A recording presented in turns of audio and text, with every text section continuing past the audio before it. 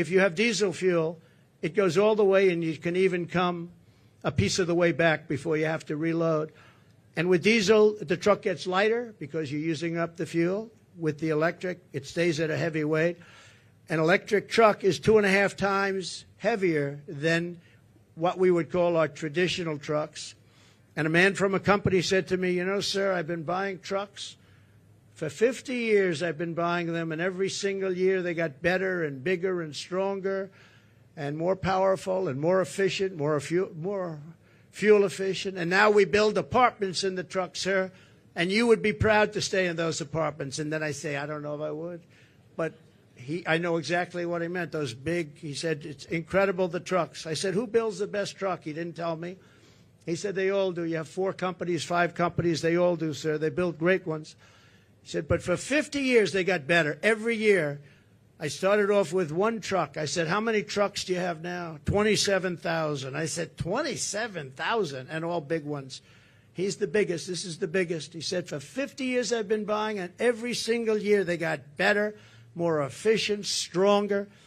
He said, if they make us buy electric trucks, we will go back 70 years because the truck is worse than the one we had 50 years ago. And he said, I won't partake in it. They want people, they want the truckers, the trucking industry to do that. One other thing, the truck is heavier, and the battery is much larger than the tanks. And the battery would take up about half of the payload. Think of that. But just as importantly, the battery and all that goes into electric is much heavier. The truck it weighs 2.5 times more than a normal truck fired up by diesel. And he said, if that's the case, sir, you would have to rebuild every single bridge and road in America because the weight is so enormous. It wouldn't be able to go on the bridges and all of the different weight-bearing roads in America. I said, did you explain this to the people? I mean, you know, a 5-year-old child, if he was hearing these things, it doesn't go far. It takes too much room. You don't have any room left for anything. It's almost the whole thing would be carrying a battery. Does anybody explain this to these people? We do explain it. They know it very well. At the end of the meeting, they say, we don't care. Just start making your electric truck. We're not going to do it. We're not going to do it, he said. So we're going to repeal all that. We're going to repeal Kamla's regulatory onslaught, saving households an estimated $5,000 a year at a minimum. The massive tax cuts and no tax on tips. We're going to make sure it gets done. She's not going to get it done. She didn't hear about it until I said it, and then she went out and she went and did it. And the other thing, no tax on Social Security. We're not going to have seniors who have been decimated by inflation pay tax on Social Security, and we'll get through it through growth. We have tremendous growth potential in this country, but not with these people running it, because all they're going to do is take away, and they want to take away your growth and your growth potential. Again, I say it all the time, we're a nation in decline. We're a failing nation. Right now, we're a failing nation, and we're going to soon be a great nation again. That's going to happen. Another thing we're going to do, having to do with a lot of reasons, a lot of things, and the economy in particular, we're going to seal the border. We're going to stop the invasion. We're going to send the illegal aliens back home. We're going to bring down the cost of health care and housing. We're going to make sure that Social Security is not going to be increased in terms of years where people have to wait much longer. I mean, we have an obligation to take care of these people. And just so you know, I didn't do it in 4 years. I never even thought about doing it in 4 years. And they probably don't want to do it, but they're going to have no chance. They're going to have no choice, because a lot of the people that are coming in are being signed into Medicare. They're being signed into Social Security. And it's just going to explode. And it's going to happen very fast, and it's going to be very ugly. It's not going to happen with us. We're going to open up tracts of federal land for housing construction. We desperately need housing for people who can't afford what's going on now. And when we open it up and we take off some of the restrictions and regulations, you know, in California, 50% the cost of a house is regulations. They have to adhere to regulations that bring the cost of the house up by 50%. We're going to bring back our supply chains to stop costly supply chain disruptions. We have tremendous disruptions. I have it all the time, and I think you do too. We order things, and I keep saying, well, when's it getting here? Sir, there's a supply chain disruption. And, I mean, you end up getting stuff like 3 months late now. I don't know, all these geniuses over here, I think we can say that. I'm not sure that you're necessarily as much into it, but they are. And I will say that very often, we have problems with supply chains where I'm waiting for things for weeks and weeks, and I say, by the way, whatever happened to it? Supply chain, sir, it's not coming in. And it's a terrible thing. Nobody ever thought a thing like that would happen to our country. We're going to restore peace and stability all throughout the world. And you all know Viktor Orban. He's the Prime Minister of Hungary and a very tough man. He's a good man, but he's a tough man. And they asked him, what do we need to stop all of the wars with Israel? What do we need to stop the wars in Russia and Ukraine and all the other wars that are starting? He said, when President Trump was here, we had no wars. We didn't have Russia lining up at the borders to go and attack Ukraine. We would have never had Hamas because Hamas had no money, because Iran had no money. I said to China and everybody else, if you buy from Iran, you can't do business in the United States. And I'm not looking to be bad to Iran. We're going to be friendly, I hope, with Iran. Maybe, but maybe not. But we're going to be friendly. I hope we're going to be friendly. But they can't have a nuclear weapon. They can't have a nuclear weapon. And we were all set to make sure that they don't have a nuclear weapon, because once they do, it's a whole different world. It's a whole different negotiation. But Viktor Orban said, if you put Trump in, nothing's going to happen. Everyone's going to be peaceful, because they were afraid of Trump. Now, I don't like saying that I said that. I would say maybe they respected Trump. But he said they were afraid of Trump. They didn't know where he was coming from, and they were really afraid of him. They're not afraid of these people. And being afraid isn't so bad, but I would say more importantly, they respected me. But he didn't use that word. He said they were afraid of Trump. And we would have not had any problems with China and Taiwan. We wouldn't have had any problems with Ukraine and Russia. We wouldn't have any problems with anything. But we will stop inflation. We will make America affordable again. And we're going to bring back the American dream. We have all these young people. They're coming out of schools, colleges, everything else, and they're not going to have the American dream. They don't even think about the American dream. Right now, they just think about survival. And I just want to end by saying we have tremendous potential in this country. We can do amazing things, and we can do them fast. We have to get the criminals out. We have to get them out immediately and fast and tough. We're going to rely on our local police. Our local police law enforcement has been so incredible. And they know. Somebody said, how will you get them out? How will you know? The local police know the name and serial number and middle name and last name and where they come from of every single bad guy that's come into our country.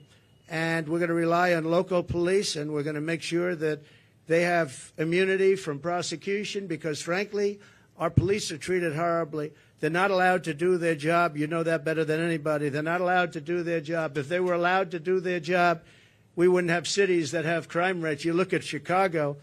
On the 4th of July weekend in Chicago, think of this, 117 people were shot and 17 died. Afghanistan isn't anything like that.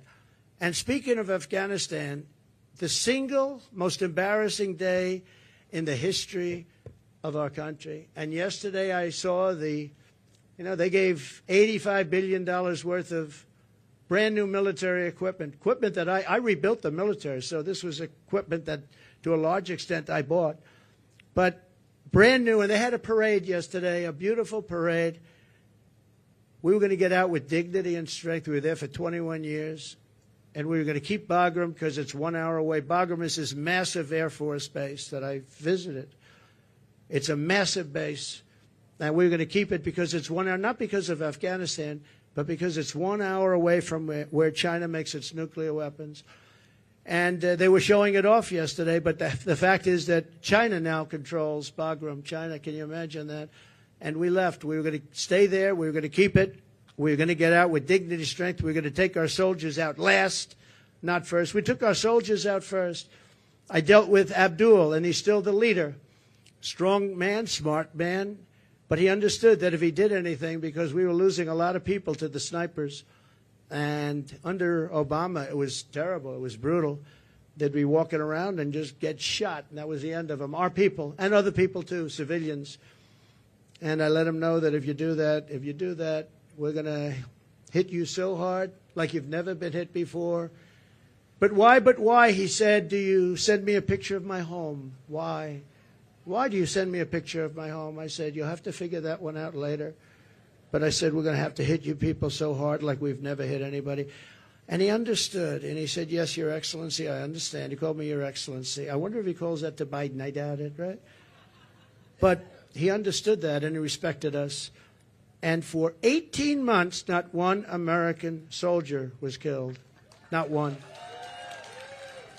And then I left because of an election where I got millions of more votes than we did in 2016. We got millions of more, from 10 to 12 million votes more. Think of that. No president has ever gone with that kind of an election uptick. Usually a president will get less. President Obama got less, much less, his second time, but he won.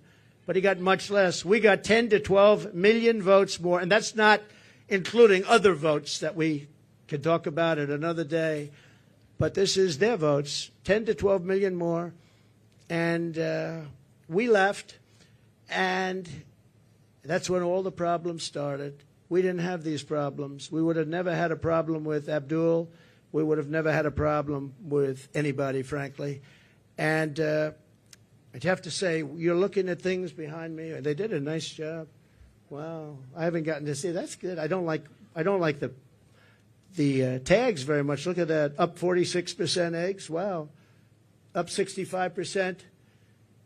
Wow, school lunch is up 65%. How can a family afford that? But look at this over here. What a nice job. I think I'm going to take some of them back to my cottage and have a lot of fun. Like the Cheerios. I haven't seen Cheerios in a long time. I'm going to take them back with me.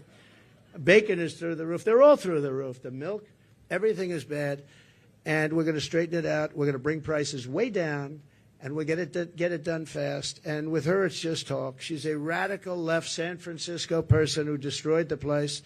And I don't know. It's hard to believe that she can even be in the discussion.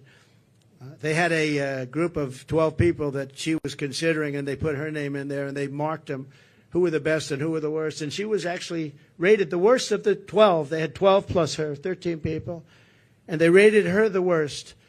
Now, 6 weeks ago, she was considered to be a failed vice president and a failed administration, a disaster. And now all of these people are talking about her like she's Margaret Thatcher, liberal version. She's not smart. I don't believe she loves our country.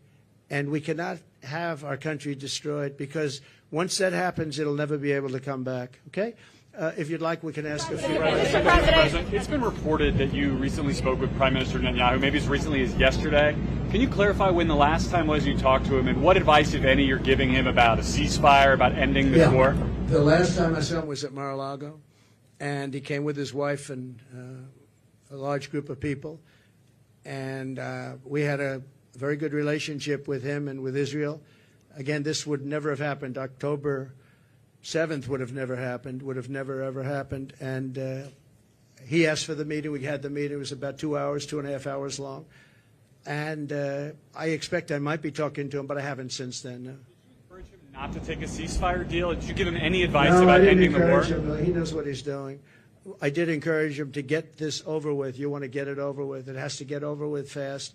But have victory, get your victory, and get it over with. It has to stop. The killing has to stop. Yes, please. Thank you, President Trump.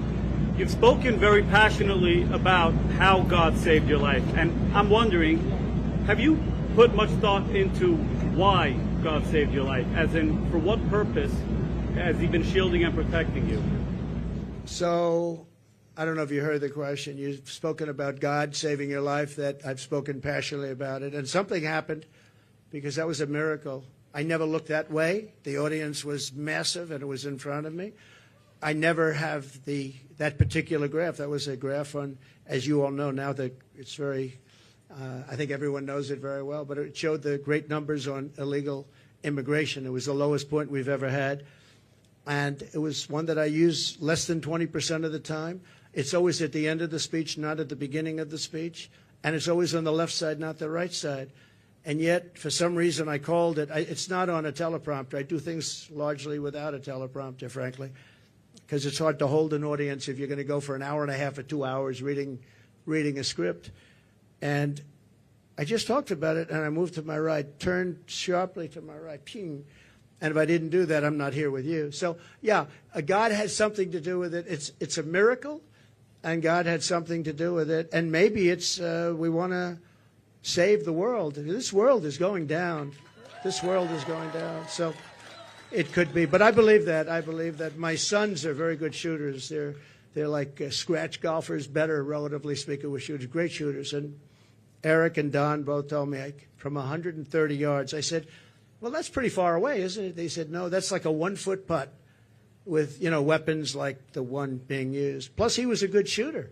This guy was a good shooter. He went to the range and shot a lot, and he was supposed to be a pretty good shooter. They said a bad shooter would hit the target almost 100% of the time. So something happened. And I have to say the Secret Service sniper did an amazing job. He had 5 seconds to find the target and hit the target, and he hit the target within, think of this, 5 seconds. And he was much further away because he was over here, and this other person was over there. So you have to give credit. And I have to also say about the Secret Service, when I was hit, I knew it because when I touched, there was blood pouring all over my hand. I said, I guess I know what that is. And I was going down for protection. And they were screaming, get down, get down. There was bullets. And those Secret Service guys were, and person, Kate, they were on top of me in a matter of, I think, 3 seconds. It was time dead. And bullets were coming out. I would hear the bullet. I didn't realize you could hear it, but now I know very well. Those bullets were going right over my head. They were there and very brave. There was nobody that said, I'm not going to be going there. They just, they were there very quickly, and they were very brave. There were mistakes made, obviously. He shouldn't have been up there. The roof should have been taken care of. And there were mistakes made. There's no question about it. But there was a lot of bravery also. We have to remember that. Okay, thank you very much. Brian. Thank you. I'm going to talk about credit card debt for just a second. You've got all these items. It's a record. It's a record. Credit card. 48% up. And many families going into debt just to pay for groceries. Yeah. What's your message to Americans right now that you can make America affordable again? Well, I would say my message to them. So he said, credit card debt is at the all-time high. It's never been like this. What's your message to America? How are we going to solve that, and what will they do? You know what I think they should do? They should, on November 5th or sooner, if it's early voting, which largely it is, which is ridiculous. We should have one-day voting, paper ballots. We should have voter ID, and we should have proof of citizenship, because people are voting and people are going on now without citizenship. But we should do it, and maybe we'll be able to get that done, too. It's one of the things I want to do. But my message to them would be very simple. Vote for Trump, and we're going to fix the problem. We're going to get it fixed. We'll get it fixed. Follow-up question, yes, if I could. Kamala's been promising on day one, I'll do this. And for basically 4 years, she's promised this day one. Yeah. What will you do on day one to turn this country around? So she is saying when she gets in, she's in now. And especially with Biden, because, I mean, he's not in the best of shape. But you know what? She's in there now. She can do anything she wants. And she's still saying, if you elect me, I'll do this, I'll do... Why didn't she do it? Here's my one question. It's the easiest question. Because she complains about everything. Why didn't she do it? That's all I ask. On day one, we're going to drill, baby, drill, and we're going to close the border, and we're going to let people come in, but they're going to come in legally. They're going to come into our country legally. But on day one, we're going to do many things. I can do a lot of things at one time. But the question's often is, what's the first thing you're going to do? I would say we have a tie. We're going to close the border. We're going to stop the millions of people coming in, and we're going to take all of the criminals that have come in, and we know every one of them. I know. And the local police know better than anybody else. They're going to work with us. I've spoken to a lot of the sheriffs, every police, virtually every law enforcement group in America has endorsed Trump. I don't think anybody's endorsed Kamla.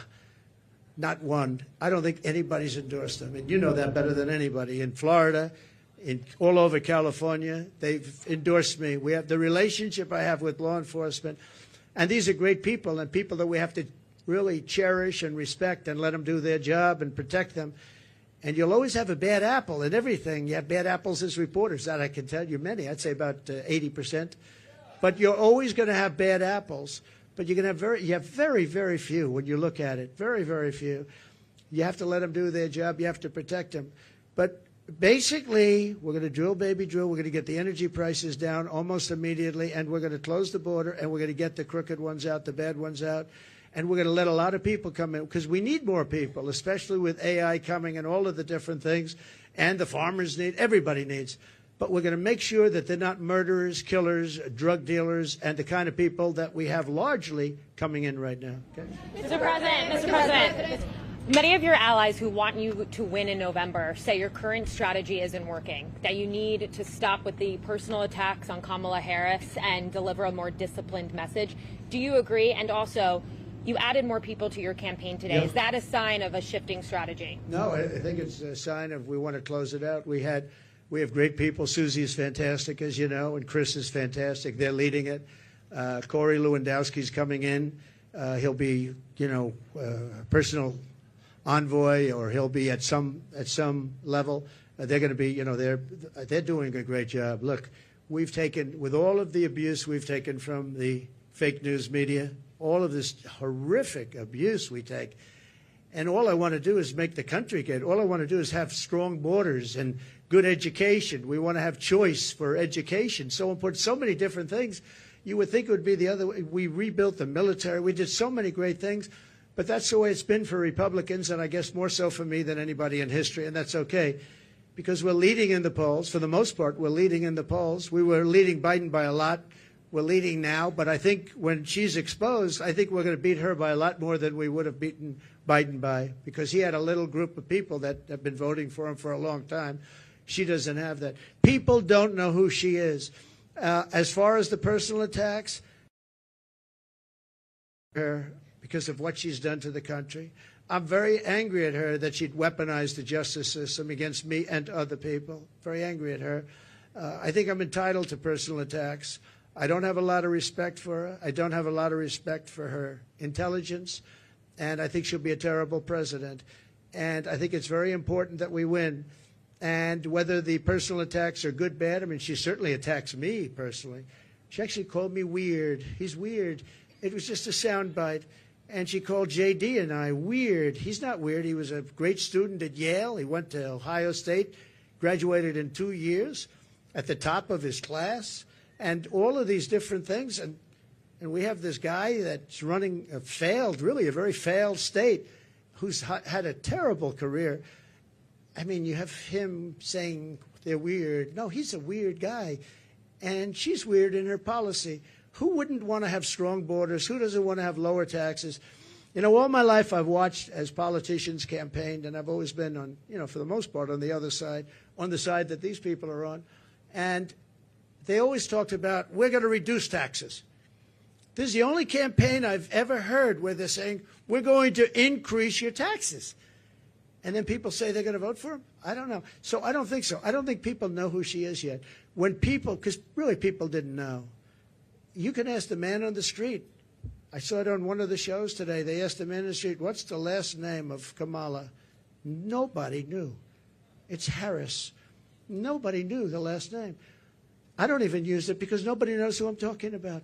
People don't know who she is. She's a radical left socialist. But beyond that, I mean, she's way beyond socialism, who's going to destroy our country.